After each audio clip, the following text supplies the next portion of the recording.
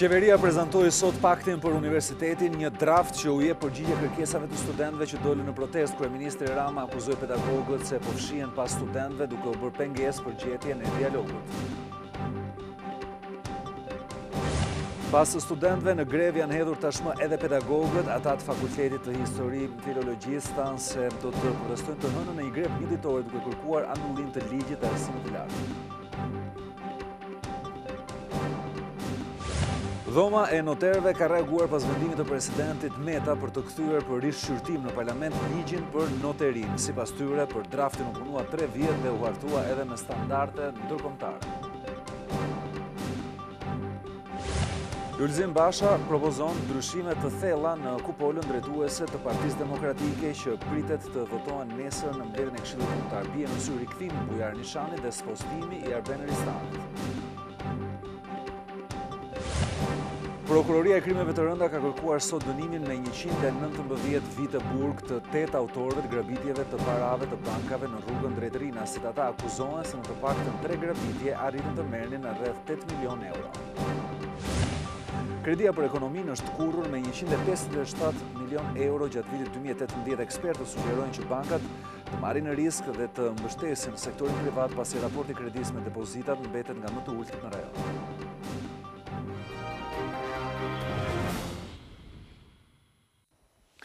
Me mbrëma dhe mirë se vini në lajmet orës 19:30 minuta, do të jemi së bashku për zhvillimet kryesore. Qeveria ka prezantuar sot paktin me universitetin, një draft që u jep përgjigje kërkesave të studentëve, të cilët dolën në protestë. Aty parashikohen nga zgjidhjet për çështjet të cilat kanë të bëjnë me tarifat deri tek punësimi i studentëve ekselent. Në takim kryeministri Rama ka akuzuar pedagogët se po fshihen pas studentëve duke u bërë pengesë në mënyrë që të gjendet një dialog. Qeveria ka përfunduar draftin e paktit për universitetet dhe ka prezantuar përpara një përfaqësie studentësh, pedagogësh dhe dekanësh e rektorësh. Dokumenti shtron zgjidhje për çdo njërin nga 8 pikat e studentëve, por siç ka deklaruar kryeministri, shkon dhe përtej tyre. Ministria e Arsimit dhe gjithë kolegët e saj ministra kanë prezantuar rrugët e zgjidhjeve, që nga tarifat deri tek punësimi i studentëve të diplomuar. Kjo është thjesht një piknisje që ky dialog të niset në bar, pra të ndërtohet mbi diçka konkrete. Për konviktet dhe kartën e studentit, ishte kryebashkiaku Velia që prezantoi nismat, duke u përgjigjur dhe acarimit për pritjen disa vjeçare të studentëve në sallë. Pse ne duhet ju besojmë ju kur keni vite që premtoni kartën e studentit dhe nuk e keni arritur? Po tjetë për provë, mos e lini protestën. Po ti hajde. Hajde me mua sot dhe shohim. Nëse gënjej unë, jam unë burri poshtë. Po ama nëse unë them të vërtetën dhe konviktet po bëhen, atëherë kjo është më se arsyeshme që ti thuash e di çfarë, inati kemi, po hakun mos ja ham. Nëse dyshon aftësinë time për të prodhuar karta, që tani shkojmë dhe prodhojmë 1000 karta. Në momentin që universitetet thonë e di çfarë kemi 100 kumri dhe kjo e kartave na duhet, mund na ndihmoj bashkia? Po, patjetër këtë kumri e bëjmë me kënaqësi, po dua ta di nga ju, e bëjnë dot universitetet një gjë kaq thjesht? Vetë kryeministri u përfshi në debat me pedagogët. Ai paralajmëroi që të mos luajnë duke u fshehur pas studentëve dhe mos bëhen pengesë për vazhdimin e mësimit. Nuk mund të refuzoni të jepni mësim studentëve për të bërë presion që studentët dhe qeveria të tërhiqen nga transparenca e titujve. Qeveria po dëgjon sot ato që duhet të kishit dëgjuar ju, sepse ligji i arsimit lartë ju ngarkon ju me të gjitha ato që sot po i merr përsipër qeveria. Duhet ta thoni ç'a doni dhe thuajeni studentëve të vërtetën. Ne dim ç'a duan studentët, do i bëjmë 1 për 1. Se ç'a doni ju ne nuk e kemi kuptuar akoma. Mos prisni ditën kur do bashkohem unë me studentët dhe të vi përballë jush. Dhe t'ju them studentëve se çfarë në fakt ju nuk doni.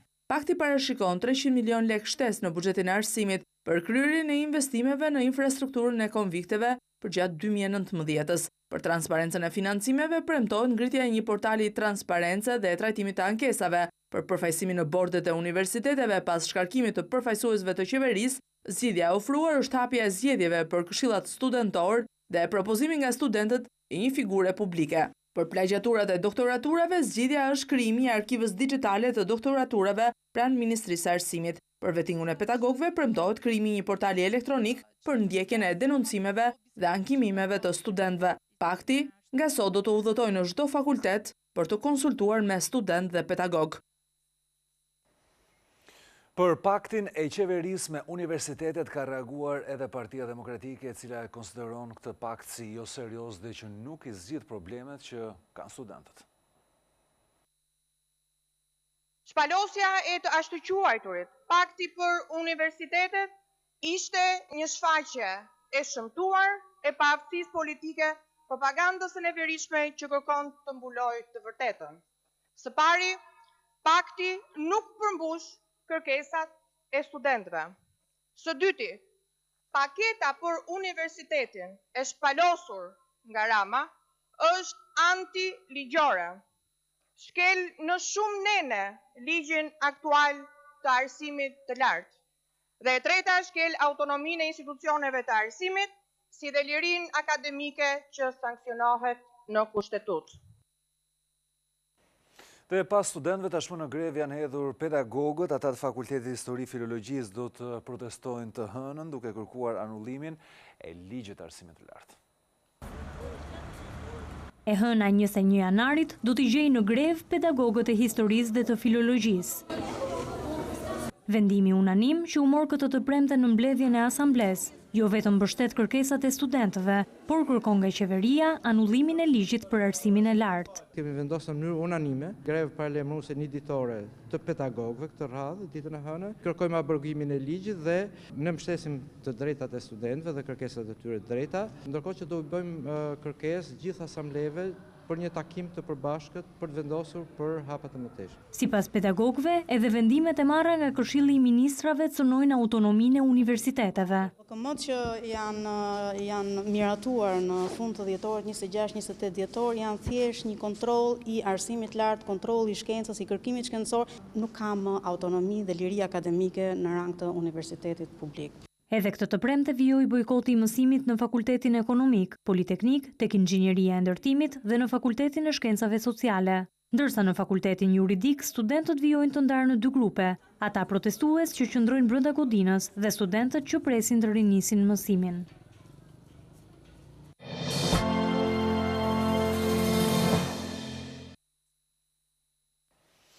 4 ditë pas propozimit, presidenti Ilir Meta ka firmosur dekretin që i ngarkon kryeministrit Edi Rama edhe detyrën e ministrit për Europën dhe punët e jashtme. Meta ka dekretuar edhe shkarkimin e Ditmir Bushatit nga kjo detyrë. Në sqarimin e bërë nga presidenca, thuhet se emërimi kryeministrit edhe në detyrën e ministrit është një rast i veçantë që nuk parashikohet dhe as ndalohet nga kushtetuta. Presidenti thotë se e vlerësoi këtë propozim në përputhje me frymën që përcjell kushtetuta dhe jurisprudenca e gjykatës kushtetuese, duke bërë një interpretim të zgjeruar dhe fillestar të dispozitave kushtetuese. Sipas kreut të shtetit është mbajtur në konsideratë dhe fakti që ushtrimi i detyrës së ministrit nga kryeministri është një veprimtari shtetërore që shtrihet brenda sferës ekzekutive, pjesë e kabinetit qeveritar, struktura e të cilit është në të drejtën e kryeministrit për të propozuar. Presidenti thotë se ka mbajtur në konsiderat edhe rëndësinë e evitimit të çdo mundësie për krijimin e një krize institucionale e cila do të dëmtonte pozitën e vendit në marrëdhëniet ndërkombëtare. Kryetari i Parlamentit Gramoz Ruçi thotë se nuk është penduar për votën që i dha Ilir Metës si president, poshtoi se kreu i shtetit nuk duhet që të veprojë sipas orekseve politike dhe se fjalën e fundit të debat do ta thotë gjykata kushtetuese. Nuk është penduar as pak për votën që i dha Ilir Metës për ta ulur në karrigen e kreut të shtetit, por kur bëhet fjalë për përplasjen institucionale që shkaktoi mosdekretimi i emrit të Gencakajt në postin e ministrit të jashtëm. Kryeparlamentari Gramoz Ruçi presidentit i lexon kushtetutën. Kryeministri sipas kushtetutës thon propozimin, presidenti sipas leximit që i bëj unë jep pëlqimin, parlamenti nxjerr vendimin. Nuk kam pritur që presidenti i Republikës, kushdo të ishte ai dhe zoti Meta, të operojë gjatë përmbushjes detyrës së tij si president sipas orekseve politike, elektorale apo partijake, të asnjë palë. Kam pritur dhe pres që zoti Meta të zbatoj kushtetutën si president i vendit. Dhe për këtë s'kam sepse të jem pishmënd. Sikundër kryeministri Rama thotë se fjala e fundit për konfliktin e krijuar mes qeverisë dhe presidencës do t'i takojë gjykatës kushtetuese pas ngritjes së saj. Le të presim ditën dhe orën që gjykata kushtetuese të ngrihet, le të shprehet ajo dhe atëherë të heshtim gjithë. Si kryetari i kuvendit palve i kërkoi të përmbushin sa më parë një ndër kriteret e vëna nga Brukseli, finalizimi në kohë të reformës zgjedhore. Majoranca dhe opozita në komisionin ad hoc të dialogojnë, të konkludojnë, të depozitojnë kuvend dhe vetëm atëherë unë do ta përfshij si kryetar kuvendin në programin e kuvendit dhe në kalendarin. Pa koment nuk la edhe akuzat e opozitës se në sesionin e jashtëzakonshëm u soll si partjak dhe as pak si kryetari i parlamentit. Asnjë ditë me asnjë fjali se kam përdorur pushteti që t'jep mikrofoni kryetarit kuvendit për të denigruar asnjë deputet e aq më pak një grup parlamentar. Dhoma e noterëve ka reaguar pas vendimit të presidentit Ilir Meta për ta kthyer për shqyrtim në parlament ligjin për noterin. Sipas tyre për draftin që u punua për 3 vite dhe u hartua edhe me standarde ndërkombëtare, ata kanë shprehur shqetësimin që u rikthye.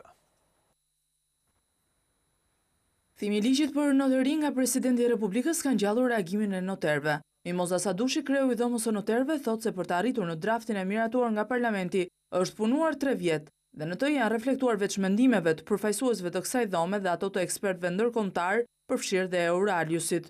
Mendoj që është një ligj shumë i mirë, për të cilin kemi punuar rreth 3 vjet. U kthye vetëm për 3 nene, kjo nuk do të thotë se ligji nuk është i mirë. Është ligjvënësi ai që ka parashikuar bërjen e një ligji që në radhë të parë t'ju vinë në shërbim qytetarëve. Një nga 3 nenet për të cilat presidenti argumenton se ligji ka nevojë për amendime, është deneni 66 ku parashikohen kompetencat e zëvendës noterit, një figurë e re që nuk ekzistonte në ligjin e vjetër. Për zonjën Sadushi vendosja e këtij pozicioni të ri që gjithsesi është opsional dhe lihet në dëshirën e vet noterit për të punësuar një zëvendës i jep zgjidhje një sër problematikave. Futja e figurës së zëvendës noterit shmang krijimin e atyre komisioneve për provime që sa herë hapet një apo 2 vende bosh, me një ngrihen komisionet për të bërë provim dhe për të plotësuar vendet. Shohim që në disa zyra noterësh ka njerëz që punojnë. Pse mos punojnë në këto zyra notariale këta njerëz të kualifikuar, të cilët i kanë kaluar të gjithë filtrat, të mos priten shpresat e tyre për të bërë noter. Pra të mos mendojnë që unë do të bëjmë noter në vitin 2040 apo 2050. Një tjetër çështje për cilën presidenti ka dhënë argumenta se është e nevojshme ndërhyrja, është deneni ku parashikohet mënyra e sigurimit të një noteri, i cili po ashtu është lënë opsional në ligj dhe mund të bëhet individual ose kolektiv për gjithë përfaqësuesit e dhomës së noterëve. Mazhoranca ende nuk ka shprehur një qëndrim nëse do të reflektojë mbi argumentat e presidentit duke amenduar ligjin apo nëse do të rrëzojë dekretin e kreut të shtetit. Lulzim Basha ka propozuar ndryshime të thella në kupolën drejtuese të Partisë Demokratike që pritet votohen nesër në mbledhjen e Këshillit Kombëtar. Bie në sy rikthimi i Bujar Nishanit dhe spostimi i Arben Ristanit nga posti i sekretarit të përgjithshëm. Propozimet për kandidaturat që do të votbesohen të shtunën për të qenë pjesë e kupolës drejtuese të Partisë Demokratike nga Këshilli Kombëtar. Lulzim Basha i bëri publike një ditë përpara mbledhjes së këtij forumi, ndryshe nga tradita në Selim Blu. Në listën e gjatë të kandidaturave për kryesinë dhe sekretariatet, në sy binte rikthimi i ish-presidentit Bujar Nishani, emrin e të cilit kreu i demokratëve ka propozuar për të mbajtur postin e Arben Imamit. Po kështu nesër do t'i propozoj Këshillit Kombëtar për kryetar të Këshillit Kombëtar në përputhje me statutin e Partisë Demokratike, kandidaturën e zotit Bujar Nishani. Numrin 2 të kësaj force politike, Basha ka vendosur të mos ja besojë më Arben Ristanit, duke e propozuar për të qenë në krye të komisionit të apelimit, ndryshe nga 2 nënkryetarët Paloka e Spaho, për të cilët kërkoi votbesimin e Këshillit. Në vend të Ristanit në garë do t'jenë 2 nga këshilltarët e kreut të demokratëve, Gazmend Bardhi dhe Dorian Teliti. Ndryshimet kanë prekur edhe pjesën tjetër të sekretariatit. Kështu e Obozdo nuk do t'jetë më sekretar organizativ, dhe në vend të tij në garë janë Sahid Dollapi dhe Lulzim Omuri.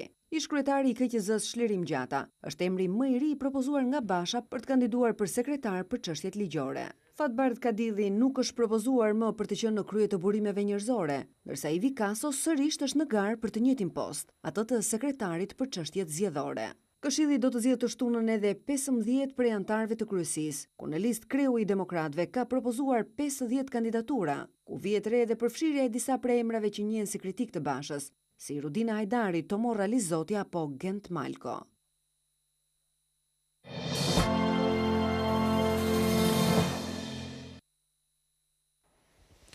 Prokuroria e krimeve të rënda ka kërkuar sot dënimin me 119 vite burg të 8 autorëve të grabitjeve të parave të bankave që ka ndodhur në rrugën drejt Rinastit. Ata akuzohen se në të paktën 3 grabitje kanë arritur që të merrin një shumë prej 8 milion eurosh.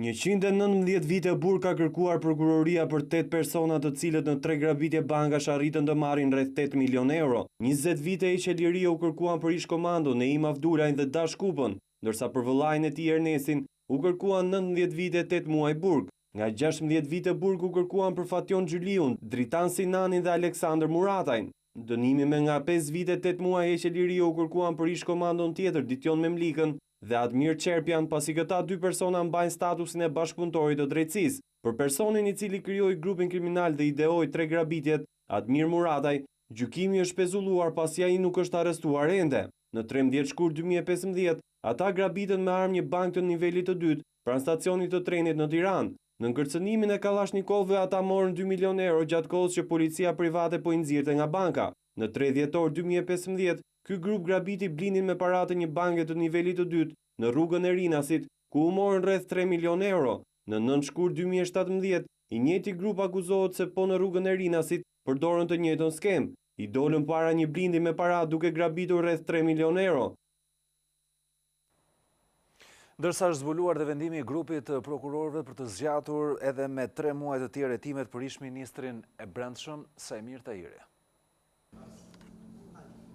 Prokuroria e krimeve të rënda shtyu me 3 muaj të tjerë hetimet për ish-ministrin e Brendshëm Sajmir Tahiri. Ky është vendimi i marrë nga grupi hetimor ku janë të renditur arsyet pse prokurorëve u duhet më shumë kohë për këtë dosje. Hetuesit kanë argumentuar në vendim se janë në pritje të disa provave nga Mali i Zi, aty ku është dërguar një letër porosi. Gjithashtu në 31 dhjetor 2018, autoritetet italiane kanë sjellë përgjigje për informacionin e kërkuar nga ata, por këto të dhëna janë duke u përkthyer nga prokuroria dhe ende nuk janë administruar në dosje. Për këto arsye, prokuroria vendosi të shtyjë afatet hetimore për të 4-ën herë. Sipas prokurorisë, nga hetimi deri tanishëm ka dyshime të arsyeshme se Sajmir Tahiri në kohën që drejtonte Ministrinë e Brendshme ka ndihmuar grupin e Habilajve në trafikun e kanabisit. Duke qenë se Tahiri ka kushërinj vëllezërit Habilaj, ata janë mbështetur nga ai. Ndërsa prokuroria shqiptare heton ende, ajo antimafia së Katanias në 15 mars të vitit kaluar pas 5 muajsh hetime, i kërkoi gjykatës pushimin e hetimeve ndaj ish-ministrit, pasi nuk gjeti asnjë provë që e lidh atë me grupin e Habilajve.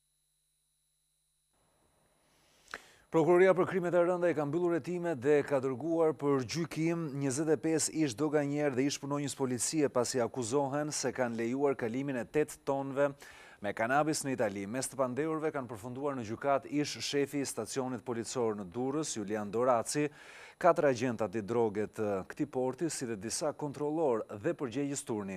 Droga u sekuestrua në një kamion në shkurt të 2017 në portin e Ankonës, ndërsa mjeti drejtohej nga një shtetas Maqedonas. Sipas prokurorisë, mjeti kishte kaluar fillimisht nga dogana e Qaftanës dhe përmes portit të Durrësit për në Itali. Dalja e mjetit duhet të ishte nga dogana e Hanit Hotit, por në momentet e fundit është ndërruar nga një doganier me destinacion portin e Durrësit në mënyrë që të shmangeshin kontrollet. Policia e Korçës ka zbardhur vrasjen me armë të një 35 vjeçari mbrëmjen e kaluar, ngjarje e cila ka nisur pas një sherri për bllokimin e rrugës me makinë.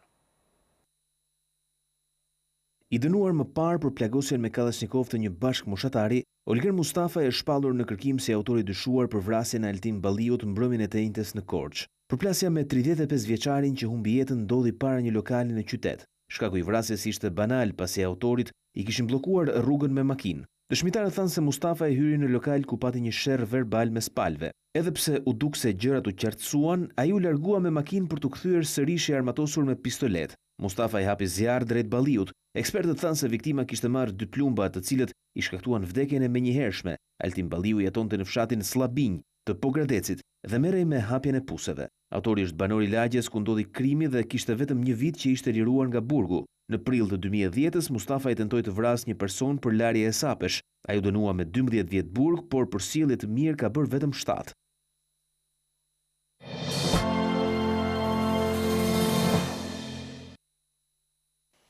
Kalojmë tani tek ekonomia. Kredia për ekonominë është kurrur me 157 milion euro dhe kjo ka ndodhur gjatë vitit 2018. Ekspertët sugjerojnë që bankat të marrin risk dhe ta mbështesin sektorin privat. Problemi i kreditimit të ekonomisë reale është një problem i vjetër sa tranzicioni. Kështu e shpjegon Zef Preçi rënien e kreditimit në ekonominë shqiptare. Në fund të nëntorit të 2018-s, stoku i kredisë ra me 157 milion euro. Sipas Bankës së Shqipërisë, ngushtimi i kanaleve të kreditimit është pasqyruar më shumë në kaun e biznesit se në atë të individëve. Duket disi më mirë recuria e kredive për individët dhe kryesisht për bleret e mëdha dhe më në ngërç kredia për ekonominë dhe kredia për biznesin. Lidhja midis ecurisë kredis dhe rritjes ekonomike është një lidhje e drejtë. Është paksuar popullsia në numër absolut, do thotë ka më pak konsumator. Bizneset nuk marrin kredi për faktin e thjeshtë që rregullat e marrjes kredis vazhdojnë të jenë të ngurta. Ekspertët e ekonomisë thonë se raporti mes depozitave dhe kredis që japin bankat në Shqipëri është 45%, ndërsa në vendet e rajonit është më i lartë, në Kroaci arrin deri në 150%, por ata evidentojnë dhe një tjetër problem strukturor, ku huaja është e përqendruar vetëm te një pakicë biznesesh të mëdha. Një numër i vogël aktorësh ekonomik do thoja, më pak se 10% e tyre, kryesisht biznesi i madh, është ai që merr gati 80-90% të kredisë që jepet në ekonomi. Që të ketë zhvillim ekonomik, ekspertët kërkojnë që të kreditohen sektorët prodhues në vend me qëllim rritjen e eksportave. Industrinë e lehtë dhe ushqimore kanë parasysh stimulimin e rritjes prodhimit vendas për rrjedhoi dhe të eksporteve. Sipas Bankës së Shqipërisë, kredia për bizneset në tremujorin e tretë të vitit që shkoi u tkun me 1.3% ndaj prodhimit kombëtar, duke reflektuar dhe kërkesën e dobët të sektorit privat.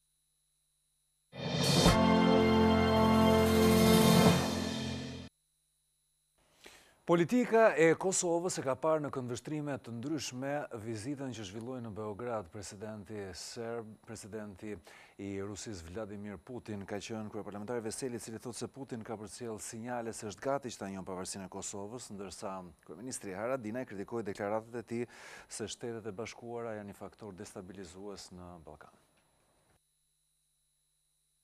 Vizita e presidentit rus Vladimir Putin në Beograd është parë në këndvështrime të ndryshme nga krerët e shtetit kosovar. Për kryeparlamentarin Kadri Veseli, mesazhi i Putinit për Kosovën është një sinjal pozitiv se Rusia po shkon drejt njohjes së pavarësisë së Kosovës. Merrni diçka pozitive në vizitën e Putinit në Serbi, pas takimit me presidentin e Republikës Kosovës Hashim Thaçi. Vini me mendje këtij fakti, janë të njëjtat mesazhe të cilat janë kanë thënë edhe presidentit tonë, cilat janë thënë Serbi. Kjo është hera parë, do të thotë se Rusia është duke shkuar drejt njohjes së Republikës Kosovës. Kryeministri Ramush Haradinaj u shpreh kritik me deklaratat e Putinit për mediat serbe se politika amerikane po destabilizonte Ballkanin. Haradinaj kujton se shtimi i pranisë ushtarake amerikane dhe asaj të NATO-s në rajon ka shuar konfliktet armatosura dhe ka sjellë më shumë paqe dhe stabilitet, ndërsa kreu i socialdemokratëve Shpend Ahmeti, një herësh kryetari i komunës Prishtinë, thotë se pritja që u rezervua Putinit në Beograd tregon se atje ende glorifikohen regjimet autoritare.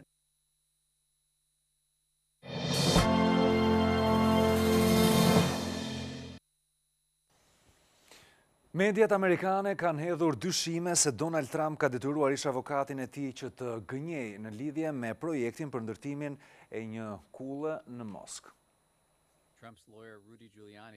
Donald Trump e urdhroi ish avokatin e tij Michael Cohen të gënjej Kongresin mbi përpjekjet për ndërtimin e një kulle Trump në Moskë. Burimet thanë për mediat amerikane se prokurori special Robert Mueller ka në dorë dokumente që vërtetojnë se gjatë fushatës presidenciale të 2016-s, Trump i kishte kërkuar avokatit Cohen që të organizonte një vizitë në Moskë, ku ai do të takojë me presidentin Putin. BuzzFeed citon fjalët që Trump i tha avokatit: "Bëje të ndodh për takimin me presidentin rus." Gjatë asaj vizite, miliarderi nga New Yorku do të niste edhe bisedimet për realizimin e planit. Prokurori special Robert Mueller i vlerësoi si mashtrim pretendimet e mëhershme të Michael Cohenit se projekti ishte mbyllur që në janar të 2016-s për të mos përkuar me datat e fushatës presidenciale të Trumpit. Demokratët kanë kërkuar hetime për këtë rast. Gjykatësit amerikane dënuan Cohenin me 3 vite burg për mashtrime me taksat dhe për korruptimin me $130,000 të pornostare Stormy Daniels për të heshtur për aferet e dikurshme me Trumpin. Mueller po heton për dyshimet se shërbimet sekrete ruse ndihmuan Donald Trumpin të zgjidhej president në nëntor të 2016-s.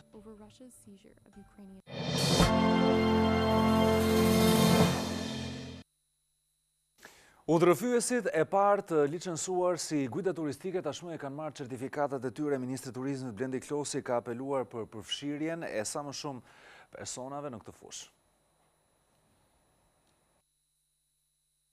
Shqipëria tashmë ka udhërëfyesit e parë të licencuar të guidave turistike. I pranishëm në këtë aktivitet, Ministri i Turizmit Blendi Klosi tha se ky profesion duhet të zgjerohet edhe më tej për të shërbyer turizmit. Jemi këtu së bashku me udhërëfyesit e parë të cilët rimarin certifikatën e guidës turistike, pasi kemi bërë akreditimin e të paktën 5 shkollave të arsimit profesional të cilat do të kualifikojnë trajnues edhe guidët, por më shumë se kaq t'i bëjmë thirrje kapaciteteve akademike që të futen në këtë fushë, universitetet, sidomos universitetet e sportit, por universitetet që kanë të bëjnë me natyrën, të rrisin kapacitetet tyre trajnuese. Sipas Klosit, shërbimi i guidave duhet të përmbajë informacion të zgjeruar për sa i përket zonave turistike në çdo hapësirë të vendit, qofshin edhe ato të thella. Një shqetësim ky që sipas Klosit e kanë shprehur shumë tur operator të huaj.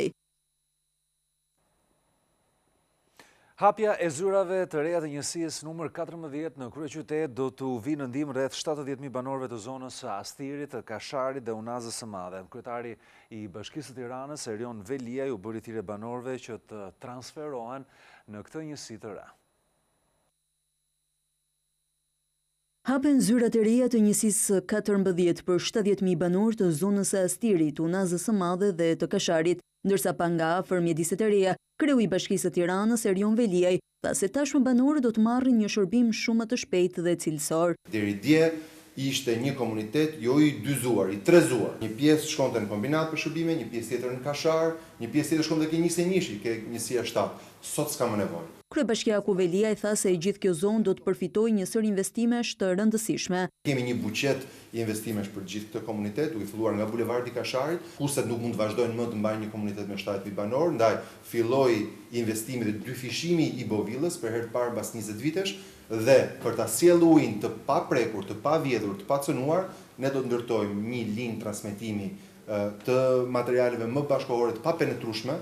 Velia i ftoi banorët të tregojnë bashkëpunues dhe të transferojnë pas një pagesë gjendjen e tyre civile në njësinë e re.